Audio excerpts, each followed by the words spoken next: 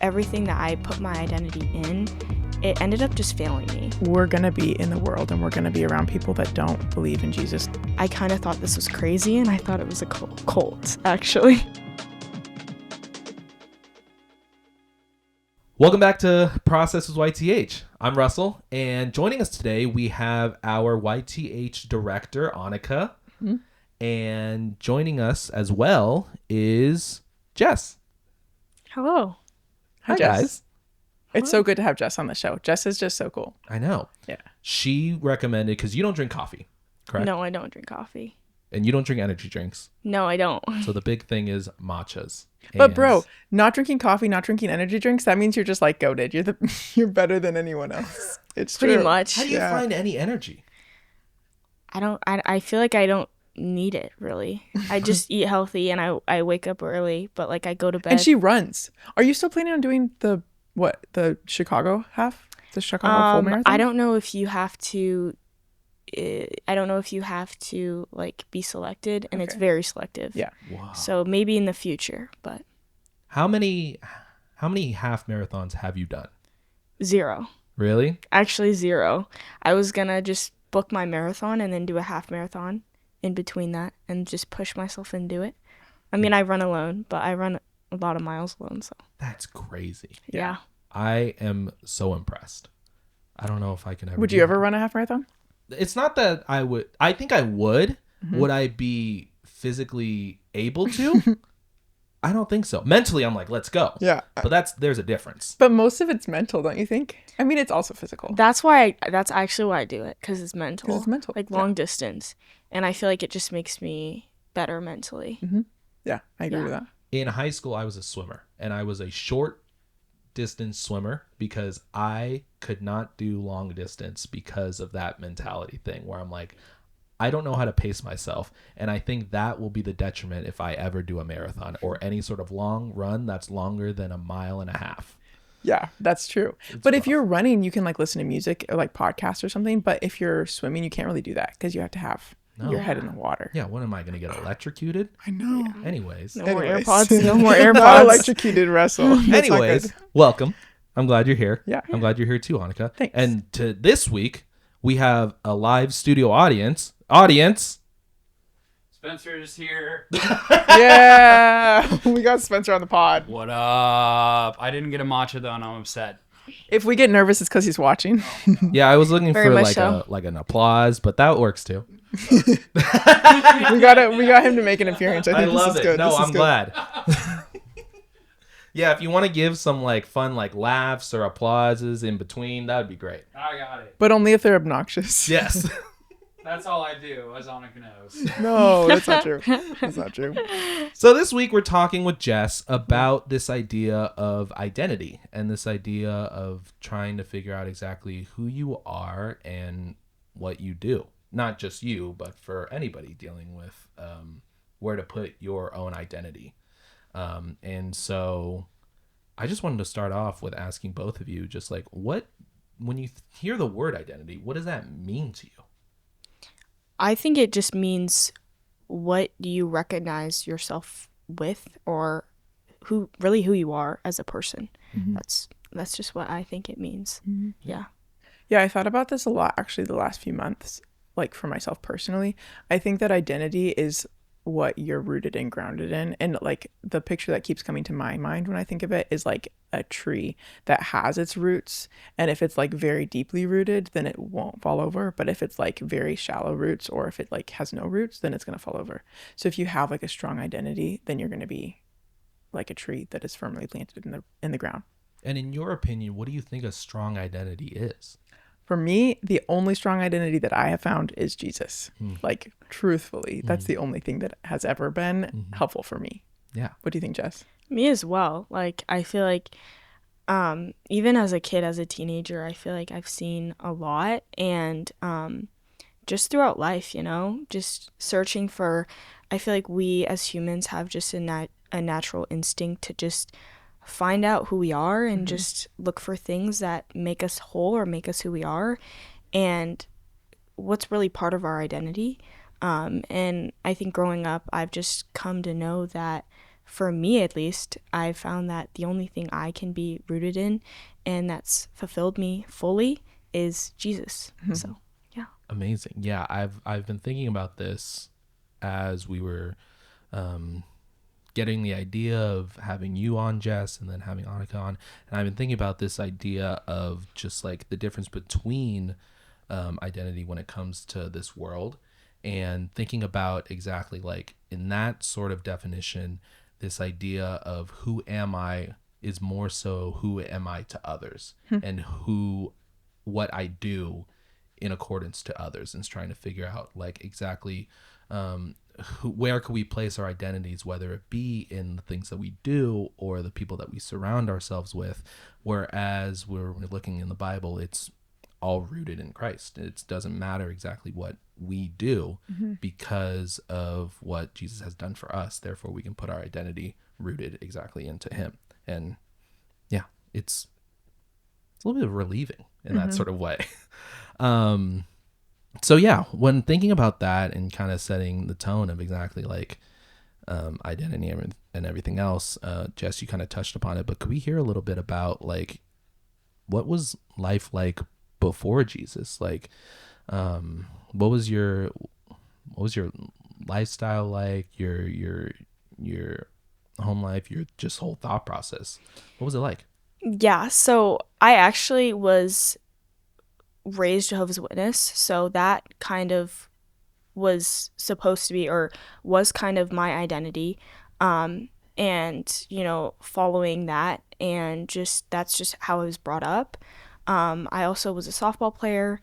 I aspired to just get good grades, and all those things I rooted my identity in. After falling out of that religion, that Jehovah's Witness religion, I found myself trying to put my identity in other things, as like we as humans do, whether that was just getting good grades, or playing softball, or just whatever it may be. I feel like I adopted this very pessimistic outlook and attitude on life, because everything that I put my identity in, it ended up just failing me. Like people, because we're all imperfect, or softball, because I'm not going to do, if when I played softball, I wasn't going to do good every single game, or whether that be money, trying to get certain material things, or grades. I wasn't always going to get a good grade. So all those things just ended up failing me. And I decided, and that's my sister in my freshman year eventually invited me to YTH youth. And that was kind of my first introduction to the God that I know today. And that was my first real introduction in finding him. Incredible. I love that so much. Yeah. So when you were when Kara invited you, right, were you like realizing that you needed to place your identity in something else? Were you feeling like at a low point in your life?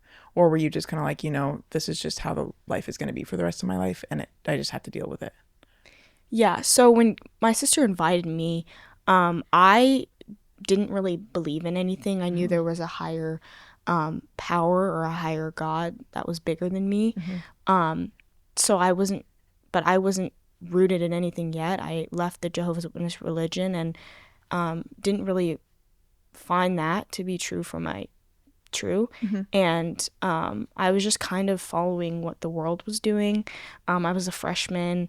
I was going to parties and trying to honestly figure out who I was. And I found myself. I thought I found myself, and I was like, hey, I don't like going to parties, but that was really because I was just an introvert. And I thought I knew myself, but I feel like God really told me those were just things that I disliked and things that I liked, and that wasn't really me finding myself. It was just finding what I liked. And Kara invited me. My first reaction was, I kind of thought this was crazy, and I thought it was a cult, actually. Yeah. So I thought it was completely crazy. And my first introduction, I was just like, this is a little weird, and I wasn't really open to it at first, but I kept coming. I love that so much. Yeah, it just takes that first that first acceptance of an invitation to be able to fully understand. Because yeah, as a as an outsider, it's a little bit intimidating coming Yeah. on Sundays, but I'm glad that you took the leap and was able to do that. I just want to backtrack a little bit. You said that you grew up Jehovah's Witness. What does that look like when it came to like your identity and where you found yourself being rooted in, if anything? Yeah. So I that they recognize themselves as Christians, and it's they just believe in God and that Jesus is the Son of God, but it's a little bit different. I'm sure we all know kind of what it is a little bit, but it's a little bit different, and just following. That's just how I grew up, and just following. Yeah, that's just how I grew up, and I kind of didn't really root my identity in that because I was so young, and it was just I was just following that religion blindly because what you did. it's the only thing I knew, and if I followed it, I thought, hey, I would be in the paradise and I would just live forever, and I thought I was doing good by that because that's the only thing I knew. Yeah. But in Jehovah's Witness, they don't really have like a personal relationship with God, right? Or do they think that they do? No, I don't. There's no personal relationship with God. I completely respect their religion, but I've just come to they don't, and it's kind of just going and showing up so that they could be in the paradise, but it's not. There's no gift of a personal relationship and not doing it so hey I can have a personal relationship. It's just doing it so I can live forever and be perfect. So they're very much more focused on, they're much more heaven focused. Like they're Yes. making sure that everything is set and ready to go once the time comes for them to enter paradise. Yeah. And really nothing else. Yeah, just evangelizing others, getting others to come in so that they can have everlasting life, but just not really sitting down, reading your Bible personally and praying. I mean, there is prayer, obviously, but there's no, it's not, hey, I'm going to have everlasting life so I can have a closer relationship with God. It's more just, I just want everlasting life. And this is my gift for being faithful and doing good works in this world. Yeah. So it's like it seems like from what you're saying, it's very results driven instead of like relationship driven. Do you think that kind of played into the way that you were your freshman year, where you kind of were more results driven, like trying to get good grades, trying to do well in softball, things like that? I think that's a great question. I honestly, I just think I was so distant from that, and I just kind of wanted to see what the world looked like. And I think I had nothing else to turn to, right? So again, I placed my identity in that, and that's just why, because I thought, hey, I was being a good person. I was being a good person. That's all that mattered. Yeah. I was just being a good citizen, getting good grades, listening to my teachers, playing a sport, and I thought that was it. That was whole. Or I would get rich, really rich, and that would fulfill me. But it just didn't end up doing that. So, yeah. When thinking about this idea of getting good grades and being really good at softball and making sure that like everything is set up in this idea of just feeling you have it all, did that put a lot of pressure on you? I feel like I put a lot of pressure on myself already, just trying to be successful at a young age because, and there's already enough pressure that we have. I feel like I'm a person who loves to control everything. I know playing softball or baseball, I know most people know that you're going to fail most of the time. Yeah. So mentally that put a lot on my brain. But yeah, I feel like I already put a ton of pressure on myself already. And that's just, we as humans aren't built for. We're not built to take all of that pressure, and we're not built to really control everything. Yeah. Yeah. Totally. Yeah. It's this idea of just like thinking that you have it all figured out and thinking that whatever you do, it's all up to you to be able to be successful, to be able to feel like you have it all put together. But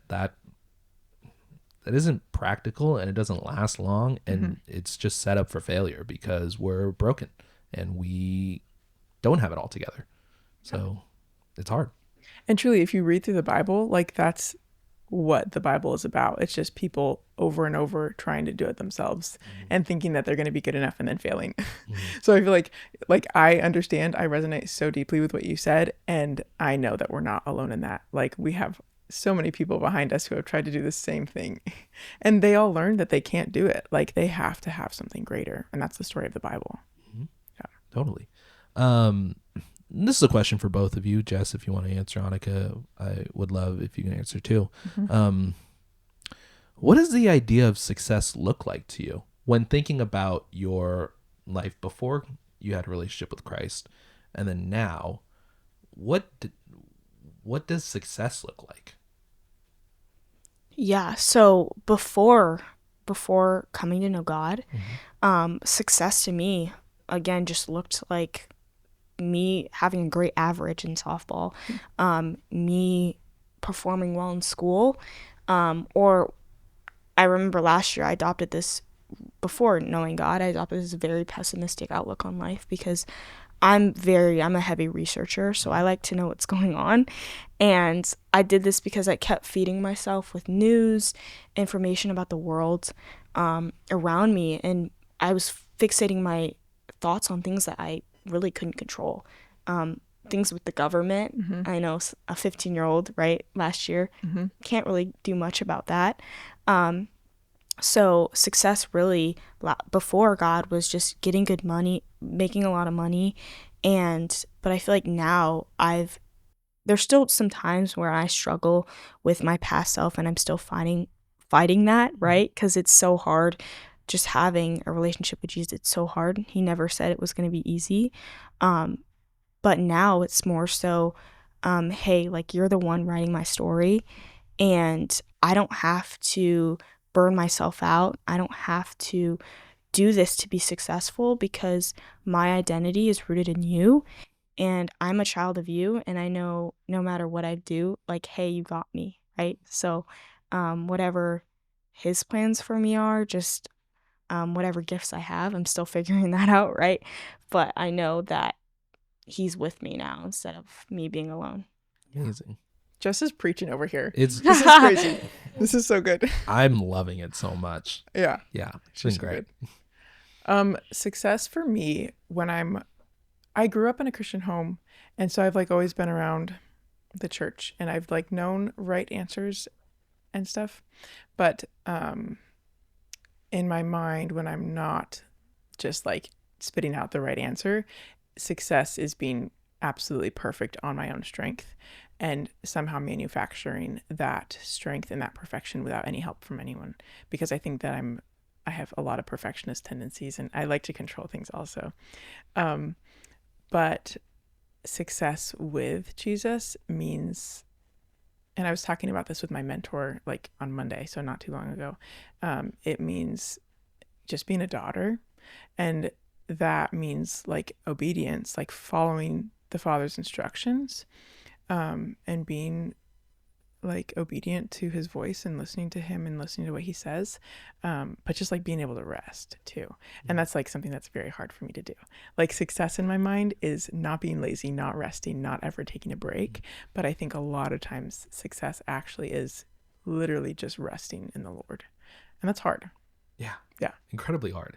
Because it's like, this idea of control. You're giving up control of the things that are easy to you, the things that you would rather be able to have worldly success in. But to be able to just kind of give it all to God is hard. And it's like a little intimidating at first, but it's like, it's needed. It's needed to be able to kind of relinquish control at times, to be able to just sit with the Lord. And I think that's a huge way that we can be able to become closer to him, and in doing so be able to just find our identity more in him as opposed to this world. I think that's incredible. When thinking about like right before your sister invited you, was there like a moment in your life that you were like, all this stuff that I'm doing with school, with grades, with sports, with everything else. Was there like a pivotal moment where you're like, none of this is working, I need something else? Yes. So before my sister invited me, it was her baptism actually. So I came and witnessed her baptism, and it was beautiful. Even though I thought it was crazy, I still thought it was beautiful. And before, so it was in August, and it was my first month of freshman year, and I was just pretending to be a person who I wasn't. My first month of high school, just trying to be fit in and be cool, and trying to do everything. I think I first realized that everything wasn't working after coming, because this time I knew who God was, and I still was distancing myself from him.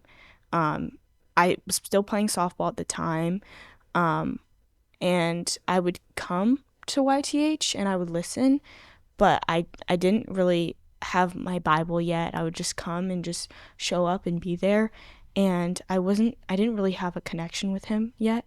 So I would still turn to softball, I would still turn to my grades. People, I didn't really turn away from trying to fit into school till, like, I would say about December. So it took me a while, and I again adopted this very pessimistic outlook, and I tried to be so materialistic and look towards money, and this was all while I kind of hadn't already had an introduction to God. And I feel like this was God showing me, as having research tendencies, showing me that, hey, like, showing me every single direction, and showing me that there are people who have money and are successful and they still want more. There's kids at school that you see and who go to parties and they hook up with others, but they still want more. There's people who do certain things in this world and they still want more, and it's never enough.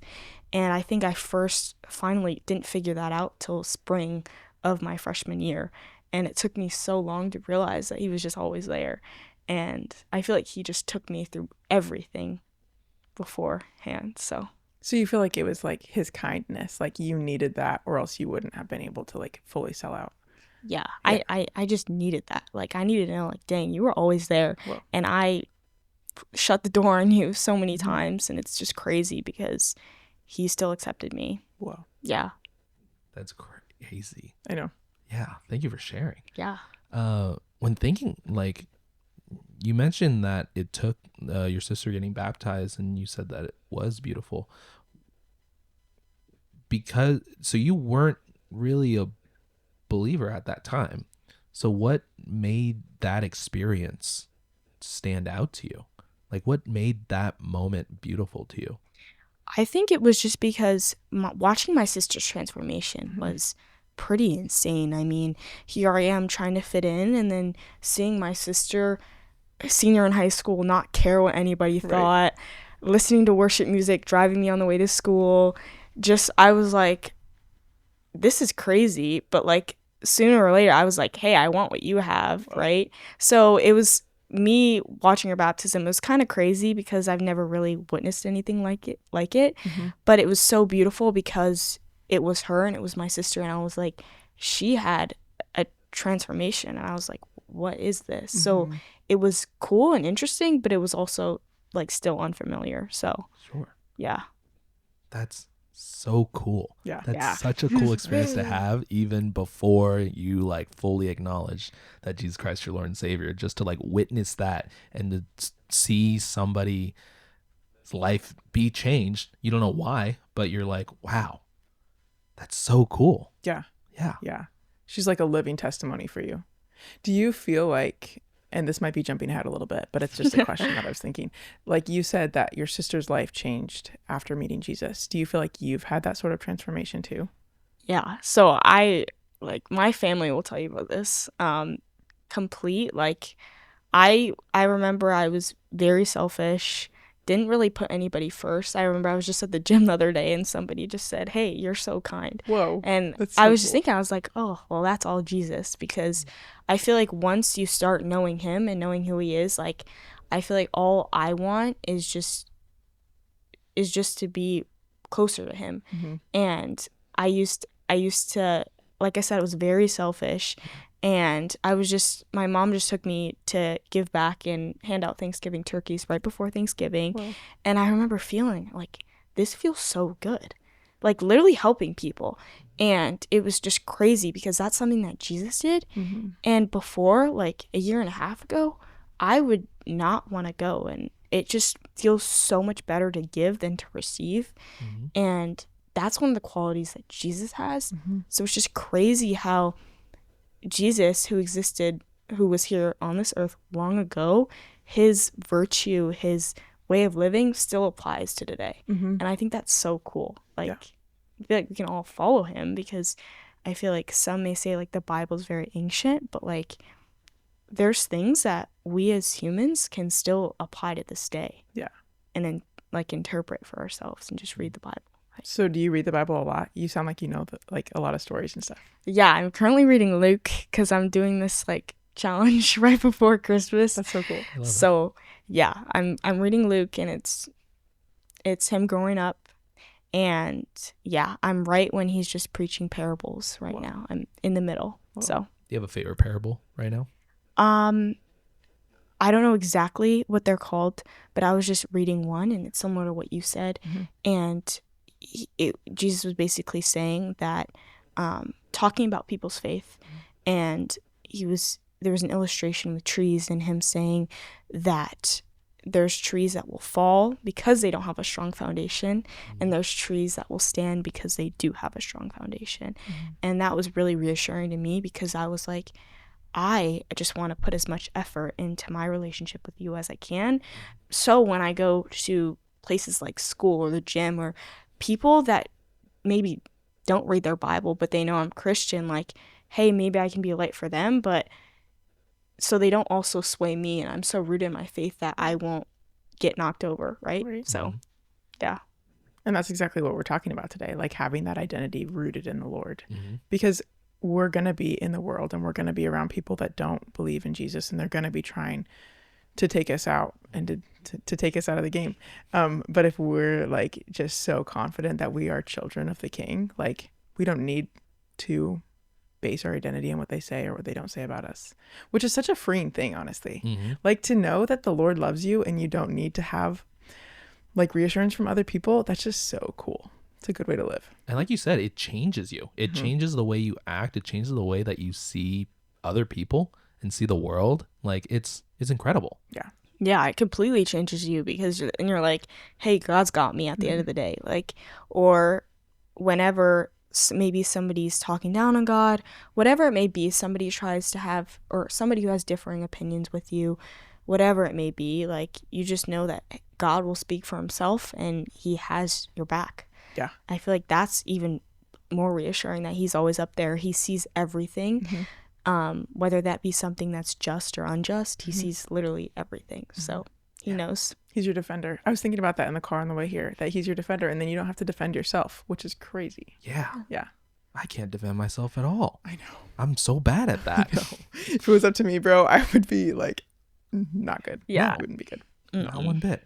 I think we're wrapping up a little bit, but I would love, because your testimony is just so cool. It's such a cool thing to realize at this age about where your identity is. And it's not in the things that you do or the things that you are trying to achieve. It's in Christ. And I was wondering if you have any tips, any like advice you have for people that are struggling with the same thing, that are like seeing themselves put in situations where, okay, maybe it's about my grades, maybe it's something else, but it's not working for them. Do you have advice to get them to a point of where you are right now? I would honestly just say to stay like a little bit curious, because I feel like my curiosity and my researching everything, or just watching everything, my wanting to know, instead of, hey, wanting to know what's going on with the world, I was like, hey, I want to know who made me and who that person is, right? And I feel like just stay curious, and I'm not going to be like, hey, like, come to church, read the Bible, but like, literally, God is so cool. Yeah. Like, he is so cool, and Yeah. he literally, I feel like this is what everybody says, but God literally changed my life. And I would just encourage anybody who's just struggling to just stay curious and figure out who God is or where you want to be. And I feel like in this world we have like, it's so limited and anything could happen, right? I remember me wanting to do good on softball, or me wanting to get good grades, or me wanting to be rich. I mean, like, this life is so short, and I feel like just investing in eternity versus what's going on, reading the Bible, referencing the Bible, like, don't invest in a world where you can be robbed, right? Totally. Yeah. Amen. That's good. That's like a very unique answer. I didn't expect that, but that spoke to me. Mm-hmm. Yeah. 100%. You've just been preaching to us. I know. This whole time. I know. Just spitting knowledge. It's all God. Yeah, it is. Yeah. And that's why she's so good. And that's why she's good. Yeah. Well, thank you for being here. Thank you for just continuing to show up each week too, because I think that's a big part of staying curious and staying open-minded in the way that, like, you kept coming. You, even when you still had the doubts, even when you still thought that, like, oh, this is weird, why are we coming each week, why are people continuing to come and sit and learn, but you stay committed and you saw the beauty that Jesus has for you and for everyone else, and just incredible. Yeah.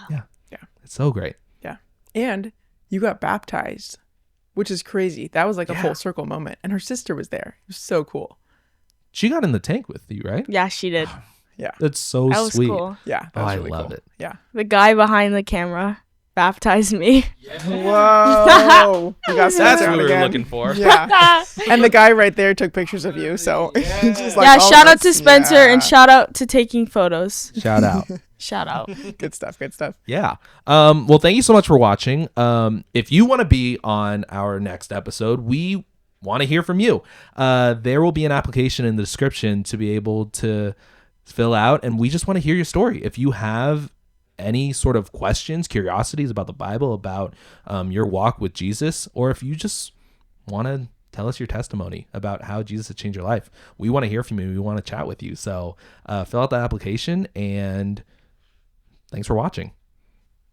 How's your matchas? I don't think either of you had touched them No, once. we haven't. But I drank a little bit before. I did too. I was just so like locked in. in the zone. Yeah. I will say that in the middle of talking and I was like listening to you guys, I was like, okay, how do I do this in a way that's not loud and thinking that too. obnoxious? And it was a bad call. Did you drink? I drank once, but I'm like, It was like listen to this. it was really loud. I don't think I even noticed that he did It's it. so though, loud. Next I don't time. know, so- It's awkward. It's like, I don't know. It's weird. We need our quarter Should we zips. stop? Should we stop with everyone? Wait, drinking hold on. the I wanted to punches? talk about this a little bit. Oh yeah. Quarter zips. Yeah. Quarter zips. What up with that? I have no idea. New trend. There's New something trend. always that's new. Yeah. Quarter zips and matcha. I say suits and black coffee. What Yeah. an adult answer. I know. But it's is- professional, and black coffee just wakes you up. And it's cheaper. Like a lot cheaper than matcha. Oh, 100%. But I do like matcha. Yeah. Shout out matcha. Yeah. Thanks for watching. Thanks for watching. Yeah.